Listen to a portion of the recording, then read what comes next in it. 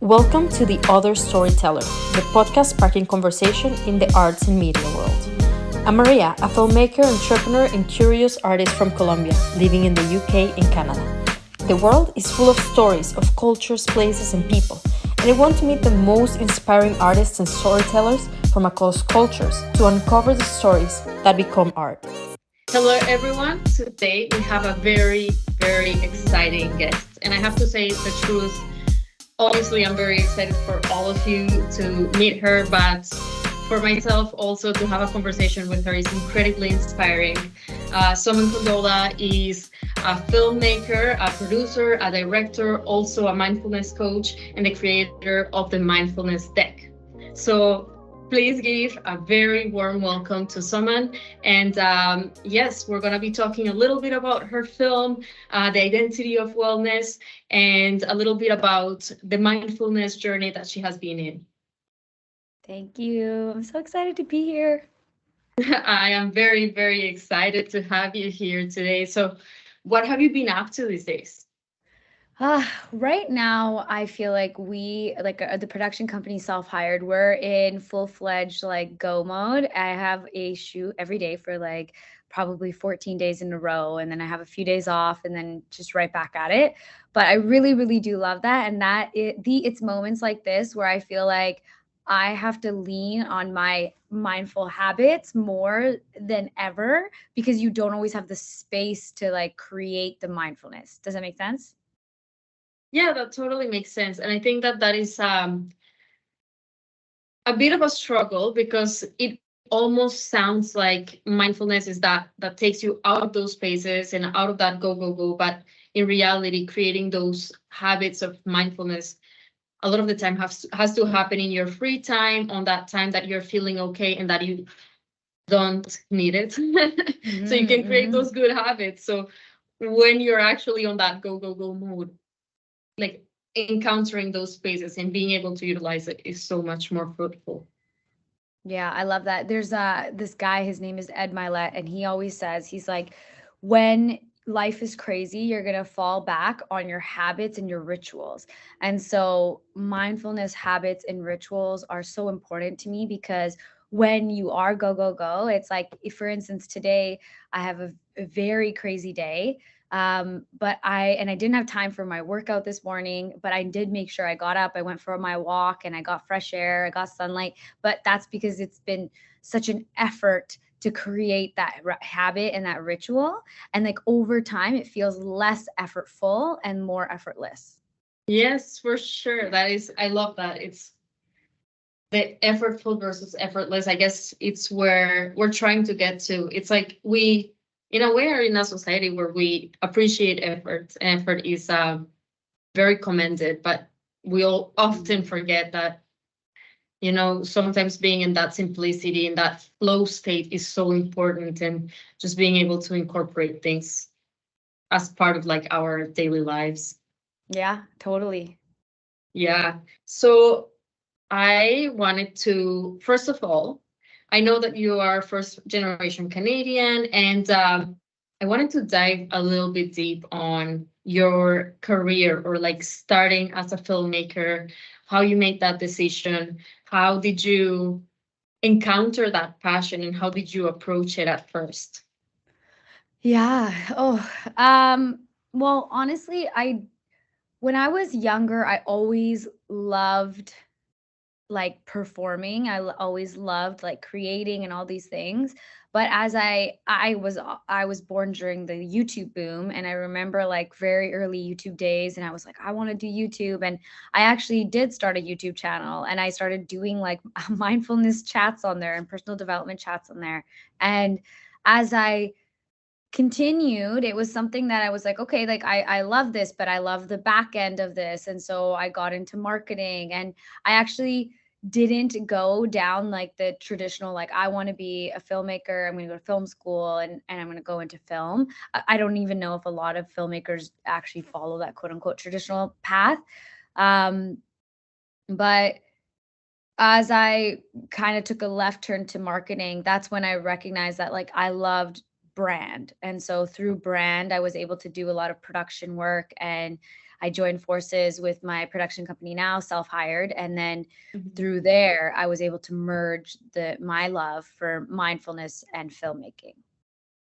That is so beautiful. And I was wondering, did you find your family was quite open to taking those career paths? Yeah, and I always say this, like, and I say lucky in a very conscious way, because my mom is very artistic, and she's Mhm. somebody who's just like, go and live your life, and she's just very supportive. Like, when I created my first web series, she was in the front row at our launch. She was at all of my other launches. She's the one who's like, yeah, go and try YouTube, do these things. And I haven't been successful on YouTube yet, you know what I mean, quote unquote successful in the sense of like a huge following, but she's always been very encouraging to go and do it and like live a life that you love.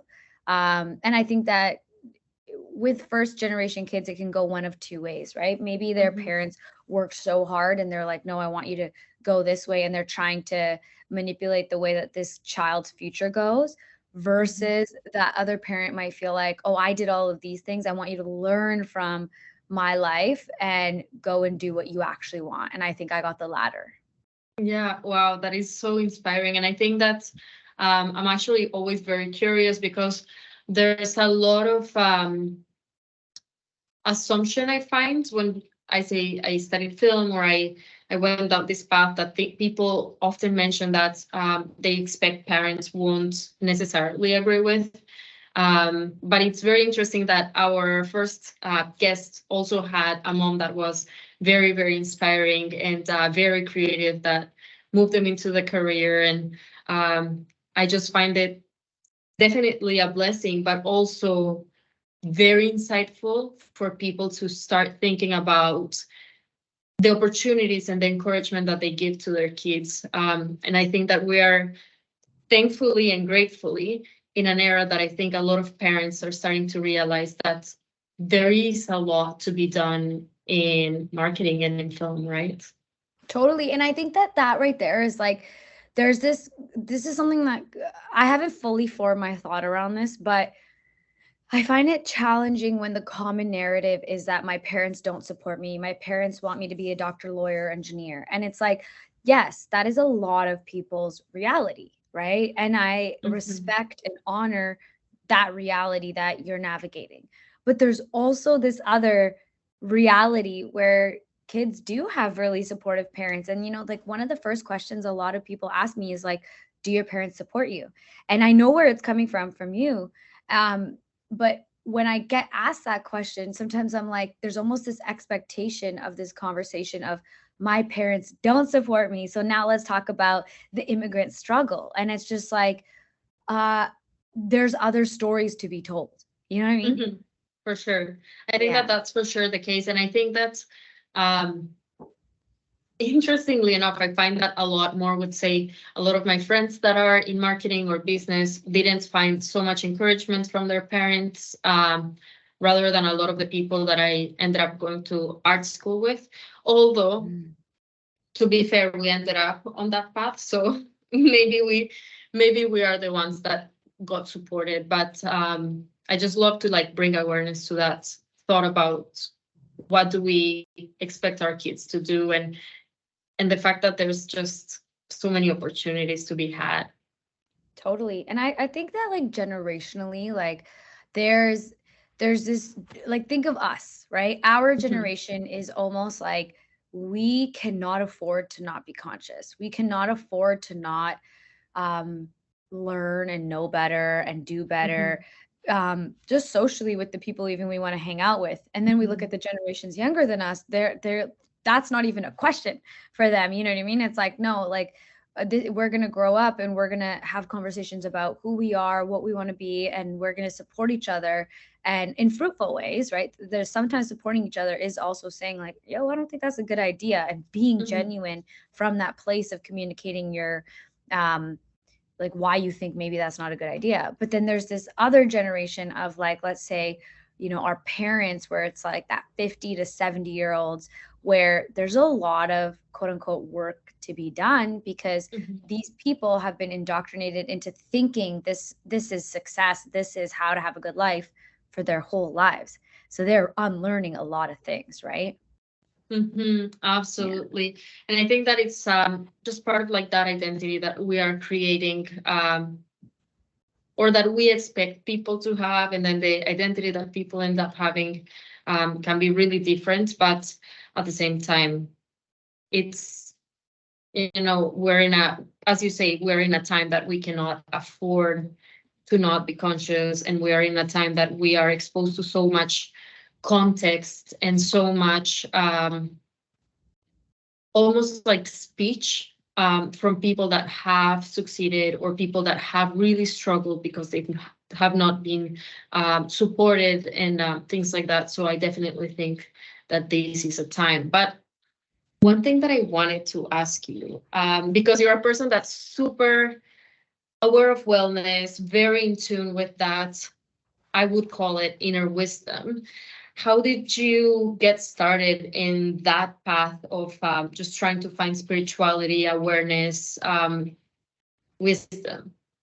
Yeah. Um, it didn't start off easy, and I don't think that it does for a lot of people. It's like when Mhm. I was younger, I had no healthy coping mechanisms. Mhm. I was somebody who I think that I had great people around me and I had people to chat with, but I had no healthy ways of coping with myself. And I had really bad depression as a kid, a really bad anxiety. And so as I got older, I'd always been really interested in personal development and like, who are we? What is life? Like, what is a shooting star? Where do we live? And like, I think that curiosity eventually led me to being more open minded with the world. Like, maybe backtrack just a little bit is like, when I was young is like I grew up in a home where like my dad was very Indian. And when I say that, it's like super like indoctrinated into the religion and into the culture, versus my mom was very Canadian and she Mhm. was super indoctrinated into that culture. And so when I would explore, like, let's say my adopted religion that I was born into, it didn't resonate deeply with me. And so it's like Mhm. you know what I mean? So it's like you Yeah. don't always think like what is spirituality? What is God? You think it's this thing. And I think when you start to ask more questions, that's when you start to, what is God for me? What is spirituality for me? Because it could be very different for you. And I think that's a beautiful thing of the mosaic of life. So okay, so back to like a timeline. Honestly, I don't even know. Like, I think I was in, you know what? I always say this. I I went to school in University of Victoria, and when I was here before I left at 20. I was very like materialistic. Like, I was very material, very 3D, very like, what do I have? What do I look like? How do I present? And then I went to this island where no one cared about that kind of stuff. Everyone just cared about going to the beach, being with the water, being in the forest. And you get so endorphinly high off of just like seeing an epic sunset that you're like, I don't really like, I always say, like, I left a Juicy Couture whore and I came back a tree hugger, because that's Yeah. literally how it happened, you know? For So I would sure. say that was the beginning. That was the beginning where it was like when my environment started to offer me the opportunity to see beyond what is in front of me. Wow, that is incredible. I think that there's something about, I have to say, the Vancouver, the West Coast landscape, that it's so incredibly beautiful that I almost feel like observing it makes us ponder what God is and what divinity and grace is. It's just so Yeah. beautiful. It's so inspiring. Definitely, in many ways, it became the way that I also connected with my spirituality a lot, just being in nature, being alone. Um, and what you say about the island, definitely. I think Vancouver does have a lot more of a materialistic undertone to it, if you will. But definitely the island has that interesting take. And it's really beautiful that in a way you were able to abstract yourself from the society you were in and the community we were in, and like you were able to find this other side of yourself in another place on your own. Yeah, and just that, like that idea of observing nature, right? It's like it's like, you know, when you're on your own for the first time, and like let's say you're old, like you're getting older and you're just like, okay, now I have a personality and a brain for myself and whatever. And you are observing nature, and like love this concept of like we are cyclical beings, and we ourselves are nature. And so when you're looking at the world and you're watching the trees shed all their leaves, then stay bare, and then start to spring new leaves, and then be in full bloom, you're just like, wow, like that, like what goes up must come down, what goes down must come up. It's like you recognize that cyclical nature in the world, so it's like you can be kinder to yourself with your own cyclical nature. It takes a lot of observation, I would say. Totally. And it's one of those things. I think it's also like, how do we gain this from so many different sources? This is why I love being a part of media, because I'm sitting here thinking like, okay, what really did start this? And it's so funny. This is the thing that comes up for me is like, okay, yes, I was walking around in Victoria and I was looking at the world and I was like, what have I been obsessed with up until this point? But I was also watching Desperate Housewives one day, okay? And Brie on that show was dating this guy, and he had told her that he wanted kids. And she's like, oh, I don't want kids anymore. Like, I already have, I think she has one or two. And she's like, I already have kids. I've done that. But like, let's break up, because if that's what you want. And he's like, no, no, no, I it's okay. Like, I'll just be kidless. It's fine. And she looks at him and she's just like, you think us breaking up is the end of the world because you can't see over the mountain, but I can. I've been over several mountains. And so it's almost like as you continue to grow, you continue to climb different mountains, and you see the top, you see the pit, you see the top, you see the pit. And it's like, how can I take that into like my day-to-day life and how I approach life? That's actually incredibly insightful to come from right? Desperate Housewives. I have to say, like sometimes it's like that everyday spirituality and wisdom is the one that's can hit home and can be really special for us. And I guess your film has explored incredibly that whole spirituality or like inner wisdom, really understanding your identity, really understanding your place in the world, I would say. Could you tell me a little bit about what inspired you to share spirituality through media? Because it's difficult, I find. Not everyone's interested in it, or we might be afraid that people might pick on something that is so sacred and so special for us. Totally. I'm actually going to give you the long answer on this. So let's speed up. I'm at this point now in my life where I have meditated quite a bit. I have gained a lot of philosophical and spiritual knowledge, and I've had many spiritual experiences. And the pandemic hits, and I'm at this point in my life now where I'm around a lot of entrepreneurs. I've been a freelancer for quite some time. I always knew that, okay, I'm going to venture off into my entrepreneurial journeys at one point. But the pandemic hits, and I start to feel, as I had mentioned, I had always kind of come in and out of depressive episodes. And so it was kind of sinking into one. And I was just like, at this point, I'm so much smarter than to just allow this to happen. And that might not be the answer that everybody loves, because I would totally say that there is a biological deficiency if you are experiencing depression past a certain point. And I have so much respect for that. And I know I also deal with that. However, I believe that we are co-creators of our universe. So it's like, even if my body is, let's say, hey, shutting down and telling me that it's vibrating lower, how am I supporting it to vibe up? So I wrote this list and I was like, okay, 53 different ways that I can take care of myself. And I was just like, if I don't do all 53 of these things and I still feel depressed, then that's fine. I'll I'll take it. You know what I mean? I'll own it.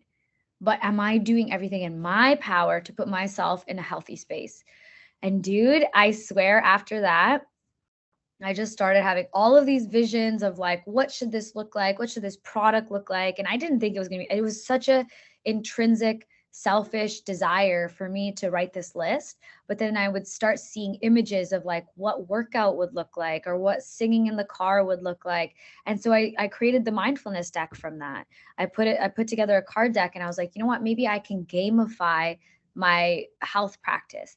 And that was the first time that I started to melt together media and mindfulness, two loves of my life. Now, that journey was hard. I would say, like, at first it was so easy. It went from idea to like conception to reality within 8 weeks. And that's what I mean. It was just like a fast rapid fire thing. Like my designer and I, we like worked so hard on it. We got it printed in 8 weeks. It was just such a labor of love and I loved it. But the experience of then marketing spirituality, that's what became the ethos of the film. Because marketing this spirituality made me realize, like, everything you had just mentioned, like, okay, where is the soul in this? What is the capitalistic nature of this? Where's the color in this? Where's the diversity? And where are the different types of human beings in this industry? Because I would want to go and be like, hey, like, let's do a pop-up together. But I would notice that I'm the only person of color. I would notice that my deck was the only, like, I could tell the difference between a Filipino and a Korean and a Japanese girl. And I made sure that you can see all of that in the deck. You know what I mean? Mhm. But then navigating that, the actual market with that was like, that's how the film came to, like, okay, how is it starting? Wow, I actually never in a million years would have guessed that that was how it came to be. And I guess now that you're mentioning that, making this podcast and just trying to make it into something that's like my passion for film, but also talking a little bit about all of these kind of spirituality, inclusion, diversity. It's like quite interesting. I find that it's hard to make it so it's not exploitative, so it's not read as exploitative, but just as a conversation that's just trying to bring awareness, that trying to unpack different things. Who does it cater to? It's really difficult to know that, Yeah. because at the end of the day, it's like, I guess for myself at least, is I want these conversations to be out there because every single person that I'm going to interview, I admire. But at the same time, I can just hope that someone's going to see it and it's going to be really inspired. But I guess when it comes to a product, also encountering what other marketing has looked like, it's also really complicated to navigate as well. Totally. Like, and like, I love what you're saying. And what you're saying is like, you're speaking your intention into existence, right? You're sharing your Mhm. intention for this podcast with so many people. And I think the hard thing that I had to learn was, as you makes me think of two things, is like, I'm going to use you as an example if you don't mind, but it's like, you have this intention to be like, hey, like, this is who I'm inspired by. Let me share why I'm inspired by them. And they may also inspire you. But Mhm. your intention may also, even though you intended well, doesn't mean somebody else cannot be offended by it. Doesn't mean somebody Of else course. cannot receive it. And I think that that was a huge lesson for me, because I was like, oh, but I mean so well. And I how do I now navigate meaning well and knowing that somebody else may not receive what I'm putting down the way I want to put it down? Right. Absolutely. Mm-hmm. Yeah. And so it's like, I look at like, I've learned to not say any brand names, but in Vancouver, you'll find a lot. And I'm sure like in any big city, you're going to find a lot of yoga spaces where, and I use yoga as an example, but it's like you're going to find a lot of yoga spaces that are going to be fitness orientated. And Mm-hmm. so for a good 10 years, like I started yoga when I was 13. I literally started yoga at the first yoga spot that they created in Burnaby that was like more mass market and that like caught my attention. And I remember I would take my girlfriend there and I would just be like, oh, you're in a hot room. Like, it's going to be great for your health. Like, it's going to just be good to lose weight. That's all I was thinking. But fast forward, like, 11 years later, I'm just like in this really bad accident. And I'm like, my best friend is doing yoga teacher training. And so she's like, why don't we do one-to-one yoga? And I start learning about real yoga. And I was like, how have I gone to this for 10 years and I haven't even known what it means? I didn't even know what namaste meant. You know what I mean? I felt like a bad Yeah. brown person. And I was just like, but then when you start digging under the covers, you're like, wow. But it's fascinating what you're saying in a way. Let me quote unquote, because people might get offended, but what you just said about, oh, am I being a bad brown person? It's like, it's interesting how some of the things that are in our culture, we don't learn them from our culture, but from pop culture. And then we have to relearn it. But it's in a way, it's part of our heritage Yeah. and all of that comes like the ancestral knowledge that comes with culture. I just think it's beautiful. Yeah, and I really love the way that you put that, where it's like if it's something that maybe is more inherent to us, and then we have to learn, then we learn it through pop culture, then we have to unlearn it, and then we relearn it. And I think this is where I will say that maybe my perspective is not widely adopted by so many yet, is because I'm actually really grateful to be in the Western world and to have received a lot of these lessons, because I still go to yoga fitness. I Mhm, like yoga fitness, but mhm. now I know why I'm going to a yoga fitness class and I know why I'm going to a traditional yoga class. Like, I actually know the difference now. And I know Mhm. why I'm like, what am I looking for? And it's like, if, as you said, like when you watch the film, it's like you recognize this is much more like a me versus me, and like, what is this journey for myself? That's it. That's huge. I think that I also definitely have done a lot of fitness yoga, some yoga that was incredible. In your film, there's one part, I don't want to spoil, but you kind of mentioned about how sometimes you're on the mat and you just feel like you need to cry. And I just remember I actually ended up doing yoga for the second time in my life when I started kind of getting into it. I was getting through post-traumatic stress disorder. And at this point, I had not really been through therapy. And I just remember I would go to yoga class and I would fall asleep at the beginning of the class during the relaxation. And I would wake up at the end. And I felt really bad. And then I went to another yoga class and I talked to the instructor, and the instructor was like, it's okay, I'm going to be with you, like, so you don't fall asleep. And there was something about having that interaction with that person. And she did incredibly beautiful relaxations, but also brought like an intention every time, a storytelling about a different archetype of Hindu philosophy or religion. And I just remember sobbing in that mat, that I was like, I don't know how to like leave this room because I can't. I'm Mhm. like ugly crying. And it was like that entering relaxation, but I was entering relaxation to like not be there the whole time. I think I was falling asleep because I didn't want to face those emotions. But when I was able to kind of relax, but with awareness, wow, it was so incredible. Yeah, when you were able to actually create real safety within yourself. And I think that like what you just highlighted, first of all, I'm so happy that you had that experience. I think that's incredible. And I just think that it's a testament to be like, the person who had that conversation with you, I'm so grateful for the person who encouraged them to go after doing that job, because that's how they get to share their magic in the world. And it's like, that's a big point that I was creating, is like, you go to a doctor's office and that person, there's a level of trust because you know that that person has done so much education to do that, right? And it's like, how do we regulate this arenas? Because I'm coming into you, you have no idea what that person coming into your door is going through. She had no idea what you were going through, but she knew how to hold you. And I think that Yes, is so magical.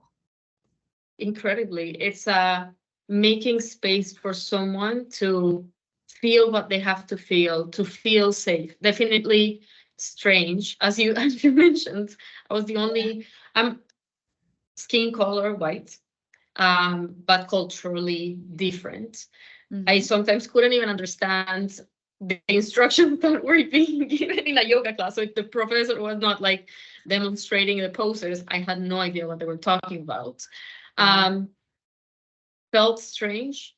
Definitely felt strange to not be in my culture. I didn't know if it's okay to cry, to not cry. It felt a little awkward. But just having that one person that's holding space for you Yeah. is Maria, incredible. what is your culture, and what has your experience been like being a like a skin color white, and then having a different culture from this like median culture that we're taught? Mhm. It's a little bit complicated, but so basically, I look white. I am Colombian, and just being Latin American, it's kind of strange because sometimes you go on surveys or whatever, and they are like, "Oh, are you like white, black, brown, whatever?" Like they have a list, but there's like no Latin, and sometimes there's Latin, and you just don't really know. I Yeah. think historically, probably mainly white. We also have heritage, like Jewish heritage as well. We've also probably had Muslim heritage in our, because we're like, my family comes from Spain Yeah. originally, but there's, I guess for me, one of the big things that I want to uncover through film and through media is just that mixed background and like not really knowing your historical or cultural heritage, because you know colonized cultures are quite complex because a lot of the mixed children are passed as white, and it's really hard to know exactly where you stand. So I'm still trying to uncover a little bit of Yeah. that, but That's I so do mention. interesting. Yeah, I That do was mention that it's difficult. It's a little bit difficult to understand where you are because it's not, you're not really BIPOC, but you're also like you walk into a room and everyone's like, you don't speak like me. Who are you? Like it's a little bit strange. yeah. Well, I think it's beautiful that you're exploring that. And one of the films that I originally wanted to tell was that I'm not this and I'm not that. And then I recognized that like it's actually not my story to tell, because it's not my story to tell because I don't feel it the way that you guys feel it. And it's something that's like been kind of like rumbling around in my brain. And this is, I have no personal relation to this, but I just have so many friends who are halfers. And I was like, how does the dominant race win?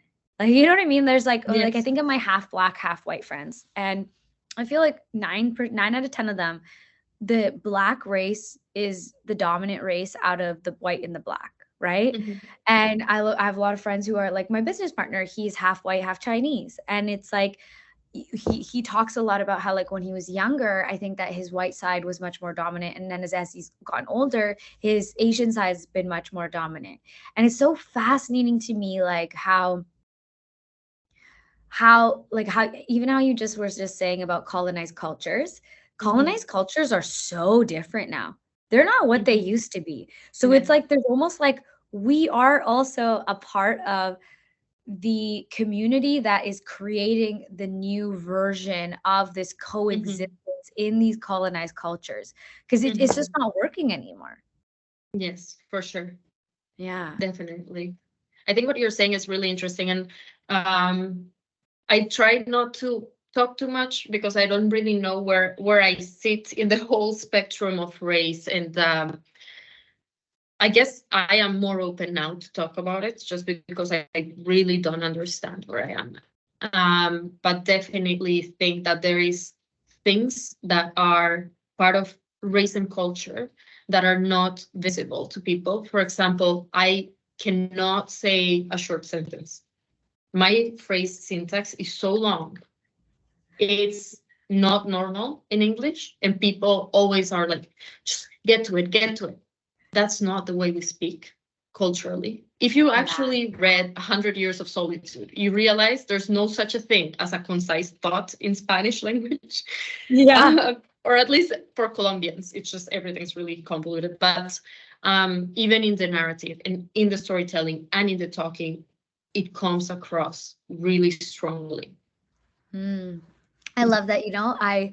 There's actually, like, my business partner, I've taught him a few Indian words, and I've taught them to him, not like, okay, everyone teaches somebody words of their own culture and it's like a swear word, but I've taught him words of like there's this one word, odai, and that means like whatever, or for any reason, or like just it's got so many nuances to it, but it's like it's so big and it's just one word, but it means so much. And I'm just like, I need you to understand this word.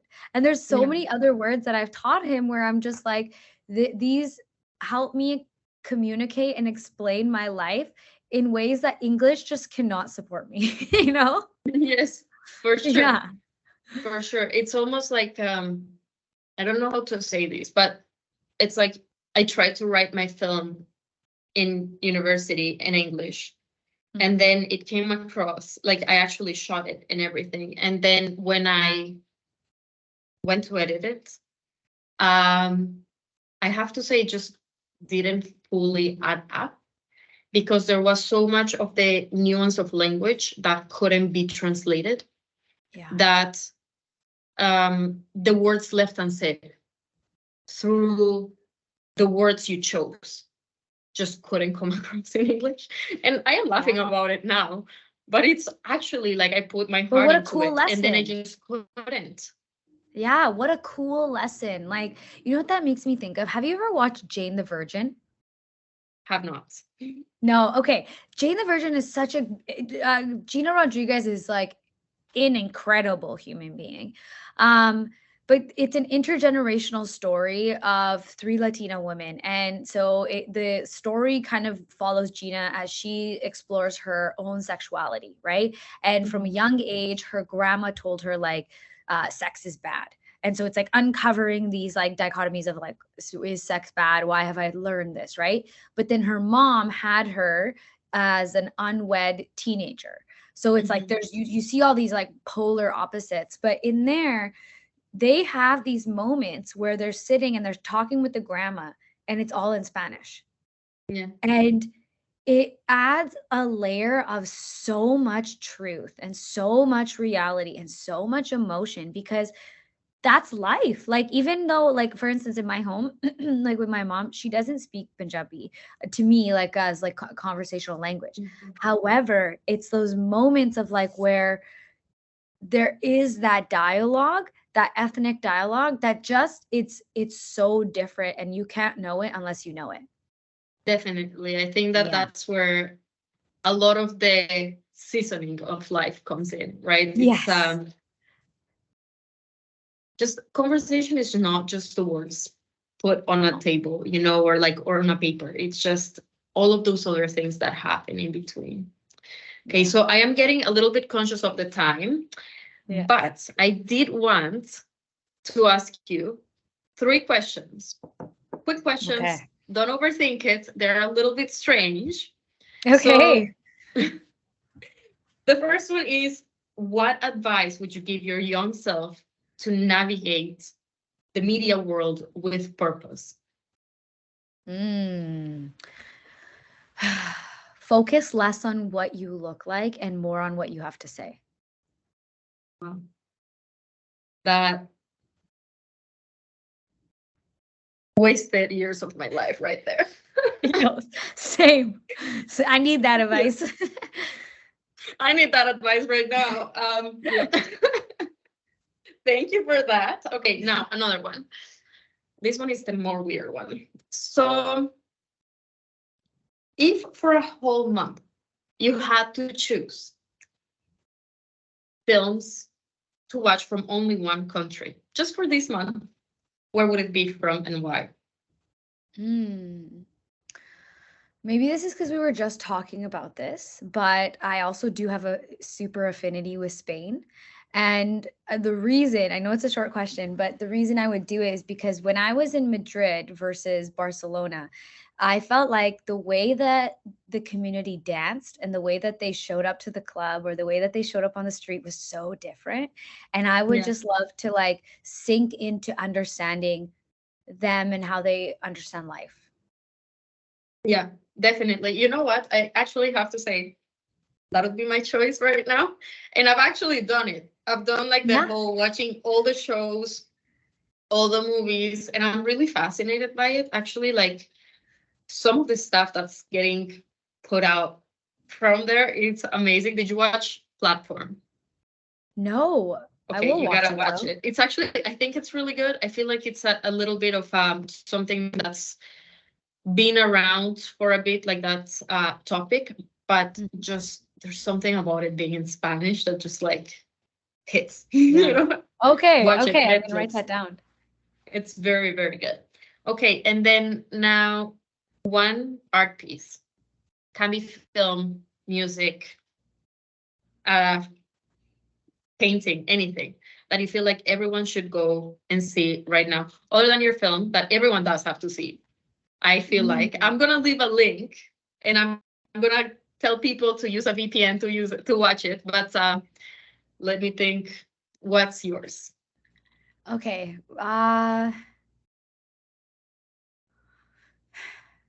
Okay, I actually I don't know if this is something I think everyone should watch though. You know what? I'm going to say everyone should either read or watch The Giver. And I have written this forever and ever and ever, but it's like it's a book that you could probably read in 2 hours, like at this level. But The Giver is one of those books that makes you appreciate every sense of life that you have around you in such a subtle way. So that's what I would say. The Giver. I have not read or watched. Dude, read it. Don't watch it. Taylor Swift's in it. Okay. I love Taylor Swift, but I think the book is way better. Okay, will do. Definitely will do. And I also want to say that if you guys are not following Summan, you have to, because she gives the best book advice in the world. I was like looking at your list and I was like, half of these I've like read, half of them are in my wish list right now. Currently, I'm like, I just need, they're really good. Oh, thank you. I honestly, this is something that I love about the world and technology and everything. Like I love this, like just this adjustment to audio. And without Audible, like I would not have been able to read as much as I do. And so I'm very grateful for that. And there's so many incredible books. So you can totally find my book recommendations on Instagram. Definitely. You know what? I have to say I'm an Audible addict, like really badly. Like I just realized that there's a bunch of books that you can like go out for free because I'm paying my subscription plus buying other 3 books every month. I'm like, yeah. Oh my God. I do the same all the time. And then when I get down to the 1 credit and I'm like, oh my God, what do I do? And it's so hard to choose, right? Yeah. So definitely Audible, you guys. It's really good. Yeah. So I want to hear if you have any last closing thoughts, remarks, or things that you wanted to talk about. Yeah, I think I just want to share, like, if the audience, like, if you guys are at a place right now where maybe you are thinking about wellness, where you've been steeped in the teachings of wellness, I truly do invite you to watch the film. The film explores the colonization and capitalization of the wellness industry and the impact that has on BIPOC people and individuals. I would say that I am not even remotely the same person going into those conversations that I am coming out. And I just really hope that it's an easy, light way for people to explore these thoughts and topics with themselves.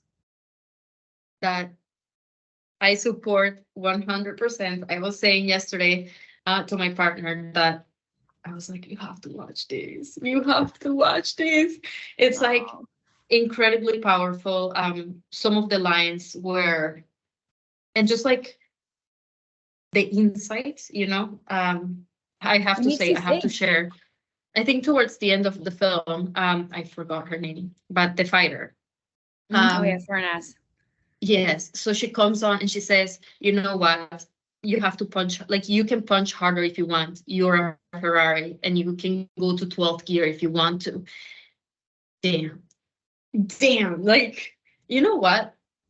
Those are the things some people have to listen to, no matter where they are at in their journey, because you sometimes forget that there's another level that you can unlock. So thank you so much for making that film. I will Thank rewatch for sure. And you. I am also going to leave a link for the CBC Mhm. page that people can watch it in. It's available for Canada, so if you're not in Canada, take a look with a I'm working VPN. hard. Yes, I'm also working super hard to get it available outside of Canada. Yeah, that would be Yeah. great because it's absolutely incredible. And also, thank you so much for coming here, for being so open, for also opening space for myself to talk about some things that I need to unpack, and for making it comfortable, because it's a little bit difficult for me to explore that as well. Of course. That's a lifelong journey, and I'm proud of you for honoring it and for like just looking at it and being like, okay, what am I going to do with this, you know? And thank you so much for having me here. This was like, I came into this day like, oh my God, I have so much to do. And now I just feel so happy and chill. So I really appreciate it. Yeah. Oh, definitely. I posted on my stories this morning. I was like, today's going to be the best day. And I actually have finals this week and I don't care because I am so excited for this conversation. So thank you so Oh, much for blessing us with your presence today here. And thank I really hope that we can have a conversation again here on the podcast and outside of the podcast. Yes, me too. Thank you. Thank you so much.